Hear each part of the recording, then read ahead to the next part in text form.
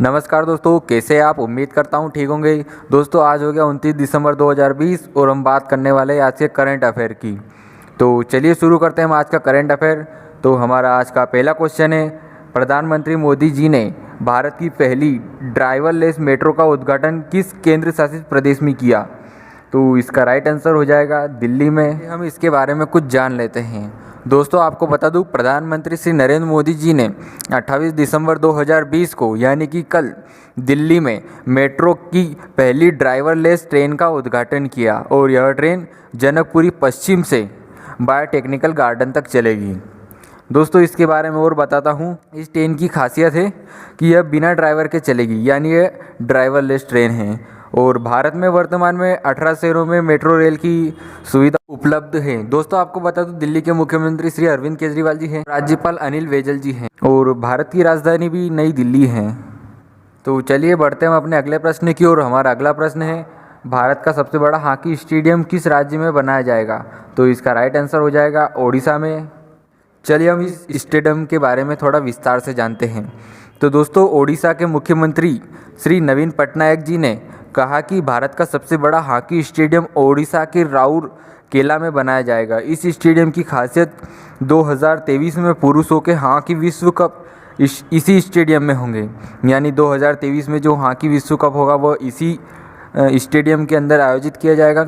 और यह इतना बड़ा होगा कि इसके अंदर 20,000 दर्शक मैच देख सकेंगे। और दोस्तों इसके बारे में जानते हैं, यह स्टेडियम 15 एकड़ ज़मीन पर बनाया जाएगा। इसका निर्माण Biju Patnaik university of technology के कैंपस में किया जाएगा।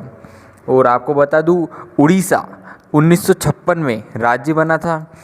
यह फजल अली आयोग के अंतर्गत उड़ीसा राज्य बना था और उड़ीसा के मुख्यमंत्री नवीन पटनायक जी हैं और उड़ीसा की राजधानी भुवनेश्वर है।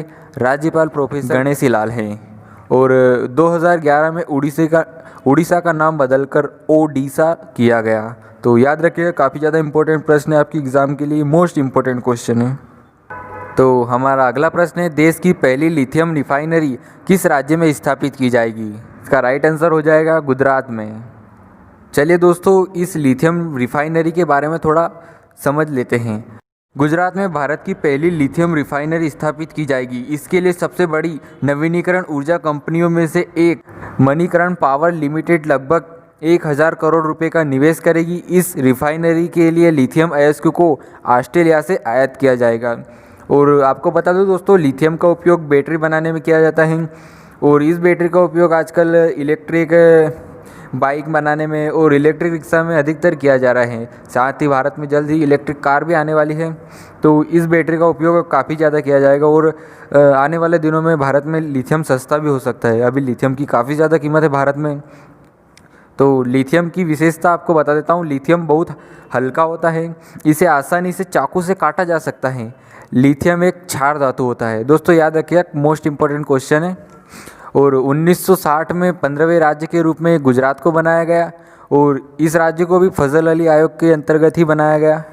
और दोस्तों चूँकि बात हो रही है गुजरात की, तो आपको बता दूं, गुजरात की राजधानी गांधीनगर है और गुजरात के मुख्यमंत्री विजय रूपाणी जी हैं और साथ ही यहाँ के राज्यपाल श्री आचार्य देवव्रत जी हैं। चलिए हम बढ़ते हैं अपने अगले प्रश्न की ओर। हमारा आज का अगला प्रश्न है, 28 दिसंबर 2020 को कौन सा दिवस मनाया गया। तो इसका राइट आंसर हो जाएगा कांग्रेस स्थापना दिवस। दोस्तों आपको बता दूं, 28 दिसंबर को कांग्रेस ने अपना 136वां स्थापना दिवस मनाया और 28 दिसंबर 2015 को भारतीय सेना ने नागी दिवस भी मनाया था। याद रखिएगा दोस्तों, यह भी काफ़ी इंपॉर्टेंट क्वेश्चन है, आपके एग्ज़ाम में आ सकता है। 28 दिसंबर 2015 को भारतीय सेना ने कौन सा दिवस मनाया, तो आप इसका राइट आंसर लगा के आना और इसका राइट आंसर हो जाएगा नागी दिवस। और साथ ही 28 दिसंबर को कांग्रेस अपना स्थापना दिवस मनाता है और 28 दिसंबर 2020 को कांग्रेस ने अपना 136वां स्थापना दिवस मनाया। चलिए हम बढ़ते हैं अपने अगले प्रश्न की ओर। तो हमारा अगला प्रश्न है, हाल ही में बीसीसीआई ने चयन समिति का अध्यक्ष किसे नियुक्त किया। तो इसका राइट आंसर हो जाएगा चेतन शर्मा ने। दोस्तों आपको बता दूं, भारत की ओर से वर्ल्ड कप में सबसे पहले हेडक चेतन शर्मा जी ने ली थी और बीसीसीआई के अध्यक्ष सौरव गांगुली जी है और इन्हें बंगाल टाइगर के नाम से भी जाना जाता है। आपकी एग्ज़ाम में क्वेश्चन आ सकता है बंगाल टाइगर के नाम से किसे जाना जाता है, तो बंगाल टाइगर के नाम से सौरव गांगुली जी को जाना जाता है। और BCCI का मतलब होता है board of cricket in India, याद रखिएगा दोस्तों। और BCCI का मुख्यालय मुंबई में है और BCCI की स्थापना दिसंबर 1928 में की गई। चलिए हम बढ़ते हैं आज के अपने अगले प्रश्न की ओर। और हमारा अगला प्रश्न है, नेताजी सुभाष चंद्र की 125वीं जयंती पर उनके नाम पर किस स्थान पर संग्रहालय खोलने की बात कही गई? तो इस क्वेश्चन का राइट आंसर हो जाएगा कोलकाता में। तो आपको बता दूं, नेताजी का जन्म 23 जनवरी 1897 में हुआ और उनका जन्म स्थान कटक में है, जो कि उड़ीसा के अंतर्गत आता है। और इनकी मृत्यु सन 1945 में हुई थी। इनको नेताजी की उपाधि हिटलर ने दी थी। दोस्तों मोस्ट इंपॉर्टेंट क्वेश्चन है, आपकी एग्ज़ाम में आ सकता है, नेताजी सुभाष चंद्र बोस जी को नेताजी की उपाधि किसने दी थी? तो इसका राइट आंसर हो जाएगा हिटलर ने दी थी। और साथ ही यहाँ पर उपाधि की बात हो रही है तो हम इसके बारे में और जान लेते हैं। राजा राम मोहन राय को राजा की उपाधि अकबर ने दी थी। और ये अकबर कौन सा है? तो ये अकबर द्वितीय है, याद रखेगा। ये कंफ्यूज करने के लिए आपको क्वेश्चन आ सकता है, तो इसका राइट आंसर रहेगा अकबर द्वितीय।